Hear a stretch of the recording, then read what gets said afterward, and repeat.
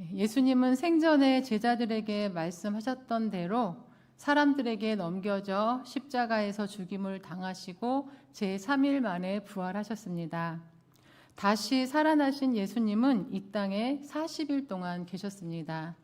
공생의 기간에 쉬지 않고 바쁘게 사역하셨던 것처럼 부활하신 후에도 40일 동안 쉬지 않고 바쁘게 사역을 하셨습니다. 부활하신 예수님은 40일 동안 어떤 사역을 하셨을까요? 부활하신 예수님의 사역은 사람들을 만나는 것이었습니다. 사람들을 만나서 부활하신 몸을 보여주셨고 또 구약의 선지자로부터 시작하여 성경 전체에서 자신에 관하여 쓴 것에 대해 자세하게 설명해 주셨습니다. 부활하신 예수님이 만난 사람들은 성경에 기록된 것들로만 볼 때에 막달라 마리아와 여인들, 그리고 11제자, 그리고 엠마오로 가던 2제자입니다. 그리고 고린도전서 15장 6절에서는 500명의 형제들에게 일시에 보이셨다고 기록하고 있습니다. 예수님께서 부활하신 후 이렇게 많은 사람을 만나신 이유는 무엇일까요? 11제자들을 포함한 예수님을 따랐던 사람들은 어느 날 갑자기 예수님이 사람들에게 잡혀가시고 또 무서운 십자가 처형당하시는 것을 보고 너무나 당황스러워했고 또 허망해했습니다. 그리고 예수님의 특별한 권위와 능력을 보면서 각자 기대하는 것들이 있었기 때문에 예수님의 죽음으로 인해 낙심하고 또 절망에 빠져 있었습니다. 그리고 예수님의 부활에 대한 소문을 듣고 유대 지도자들이 긴장하면서 예수님과 함께 했던 사람들을 잡으러 다녔기 때문에 부활의 소식을 듣고도 기뻐하지 못하고 있었습니다. 그래서 예수님은 사람들을 직접 찾아가셔서 일일이 만나시고 부활하신 몸을 보여주시며 그들의 믿음을 회복시켜 주셨습니다. 그리고 부활하신 예수님을 만난 많은 사람들은 부활의 증인이 되어 복음을 전하게 되었습니다. 예수님께서 부활하신 후 많은 사람들을 만나신 이유는 바로 예수님을 따르던 사람들이 부활하신 예수님을 보고 믿음의 확신을 갖고 부활의 증인으로 살아가게 하시려는 것이 목적이셨습니다. 예수님께서 부활 후 만난 사람들 가운데 가장 특별한 마음을 가진 사람들은 제자들이었습니다. 예수님은 공생의 처음 시작에 특별한 목적을 가지고 제자들을 부르시고 3년 동안 함께 먹고 자고 했습니다. 3년 동안 제자들은 가장 가까이에서 예수님의 말씀을 듣고 또 가르침을 받았고 많은 기적들을 보았습니다. 그들은 그야말로 산 증인이었습니다.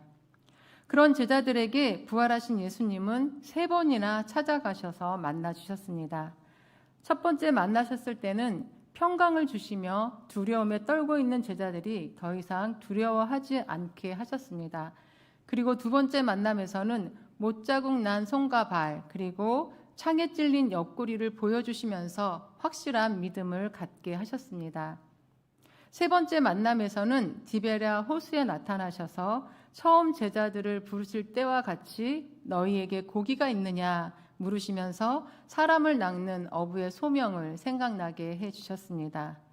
그리고 새벽 내 물고기를 잡느라 배가 고플 제자들을 위해 직접 숯불을 피워 제자들이 갓 잡은 생선을 구워주시고 또 빵도 준비해 주셔서 함께 아침 식사를 할 수 있게 해주셨습니다. 십자가에 못 박혀 돌아가셨던 예수님과 예전처럼 다시 둘러앉아 식사하는 제자들의 마음은 어땠을까요? 이 자리를 통해서 제자들은 자연스럽게 예수님은 여전히 우리와 친밀한 교제를 나누는 관계임을 확인하게 되었고 예수님으로부터 힘과 기쁨 그리고 위로를 공급받게 되었습니다. 예수님은 이렇게 늘 우리의 상황과 마음을 잘 아시고 가장 적절하게 예비하시고 은혜를 공급해 주시는 분이십니다. 그렇게 제자들과 아침 식사를 마치신 예수님은 베드로와 1대1의 시간을 가지셨습니다. 베드로는 다른 어떤 제자들보다 더 예수님께 죄송한 마음이 컸고 또 의기소침해져 있었습니다. 예수님은 그런 베드로를 그냥 두고 승천하실 수는 없으셨습니다. 꼭 그 마음을 만져주시고 위로해 주시고 회복시켜 주셔야 했습니다. 그러기 위해서 예수님은 베드로를 1대1로 만나셨습니다. 그리고 네가 나를 사랑하느냐 3번 물으셨습니다. 예수님께서 3번 물으신 데는 이유가 있습니다. 3번의 질문을 살펴보시면서 예수님께서 베드로를 회복시키는 과정을 함께 보도록 하겠습니다. 첫 번째는 15절에서 내가 이 사람들보다 나를 더 사랑하느냐 하고 물으셨습니다.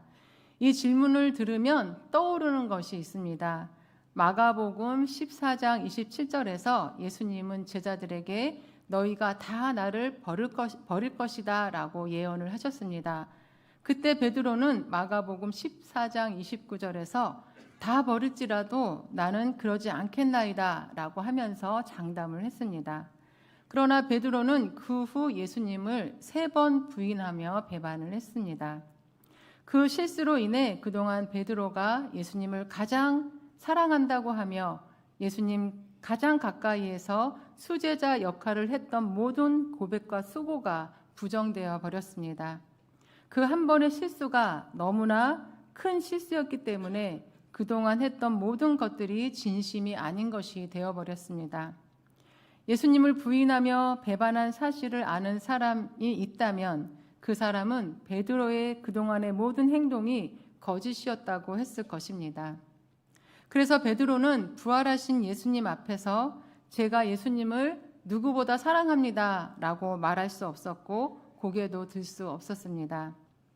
베드로가 예수님을 사랑했던 것이 정말 거짓이었을까요? 비록 죽음이 두려워 비겁하게 예수님을 3번 부인하며 배반했지만 예수님을 그 누구보다 더 사랑한 베드로의 마음은 진심이었습니다. 예수님의 첫 번째 네가 이 사람들보다 더 나를 사랑하느냐는 그 질문은 다른 사람들은 다 버릴지라도 나는 그러하지 않겠다라고 말한 베드로의 말이 진심이었고 또 그 누구보다도 베드로가 예수님을 사랑했었다는 것을 예수님은 다 알고 있고 또 그동안의 모든 일을 인정하고 있다는 것을 베드로에게 말씀해 주고 싶었던 것입니다. 이 질문을 받은 베드로는 예수님께 대답했습니다. 내가 주님을 사랑하는 줄 주님께서 아시나이다. 이 대답은 예수님을 배반해서 아무도 내 말을 듣지 않겠지만 또 믿지 않겠지만 내 마음속 깊은 곳에 주님을 사랑하는 마음이 있었음을 주님은 알아주시기를 바라는 마음, 아니 아실 것이라는 기대를 가지고 대답했습니다. 베드로의 대답을 들으신 예수님은 내 양을 먹이라 라고 말씀하셨습니다. 이 말씀은 베드로의 마음을 다 알고 있으니 이제 주님의 사명을 감당하라는 그러한 말씀이었습니다. 그리고 나서 16절에서 예수님은 두 번째 베드로에게 내가 나를 사랑하느냐 물으십니다. 두 번째 질문은 첫 번째 질문에서 하셨던 이 사람들보다 더라는 말을 빼셨습니다. 그것은 베드로가 다른 사람들과 관계없이 예수님을 사랑하고 있는 것에 대해 확신을 갖게 해 주시려는 것이었습니다. 예수님은 베드로가 더 이상 죄책감이나 또 수치심으로 의기소침해 있지 않고 다른 사람이 어떻게 생각할까에 대해 신경 쓰지 말고 예전처럼 예수님을 향한 사랑을 당당하게 고백할 수 있는 제자가 되기를 원하셨습니다. 그런 예수님의 두 번째 질문을 받은 베드로는 용기 내어 내가 주님을 사랑하는 줄 주께서 아시나이다 라고 또 대답했습니다. 베드로의 대답을 들은 예수님은 내 양을 치라 하시며 주님의 사명을 다시 한번 맡기셨습니다. 마지막으로 17절에서 예수님은 세 번째 베드로에게 네가 나를 사랑하느냐 하고 물으십니다. 세 번째 질문은 네가 이제는 나를 배반하지 않고 끝까지 사랑할 수 있겠느냐라는 질문이었습니다. 3번이라는 숫자는 베드로가 자신의 실수를 직면하게 하는 숫자입니다. 예수님의 세 번째 질문을 들은 베드로는 근심했습니다. 근심하다라는 말은 헬라어 원어로 보면 슬퍼하다라는 뜻입니다.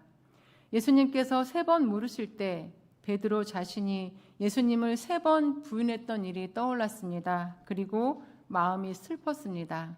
그러나 예수님께서 3번 질문한 것은 베드로를 책망하기 위한 것이 아니라 베드로가 다시는 예수님을 배반하지 않을 만큼 예수님을 사랑하고 있다는 그 마음을 스스로 확인하게 하려는 것이었습니다.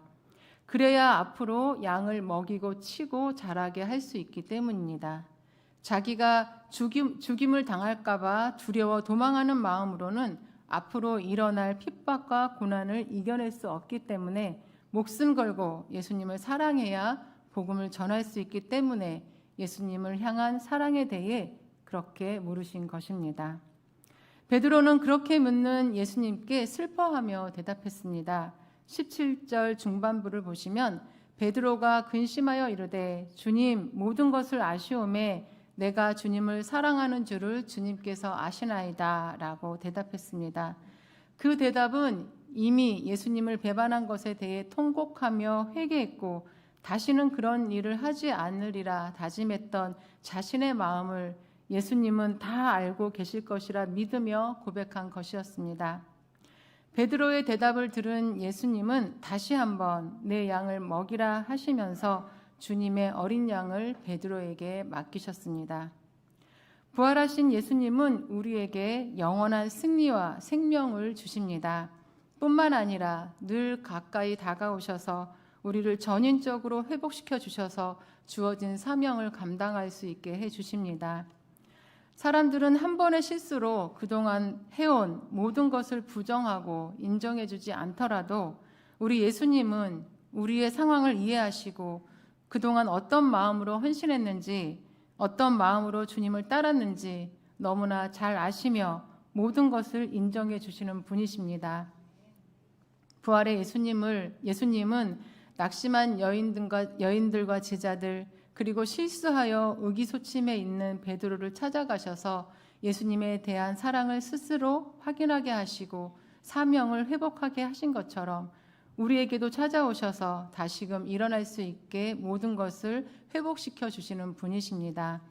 그런 부활하신 예수님의 은혜를 기억하며 낙심될 때에 또 실수했을 때에 예수님을 바라보고 의지하셔서 모든 것을 회복시켜 주시는 부활의 은혜를 경험할 수 있으시기를 바랍니다. 그래서 나도 다른 사람의 실수를 이해하고 용서하는 삶, 그리고 부활하신 예수님을 증거하는 삶, 주어진 사명을 잘 감당하는 삶을 살아가시는 저와 여러분이 되시기를 간절히 바랍니다.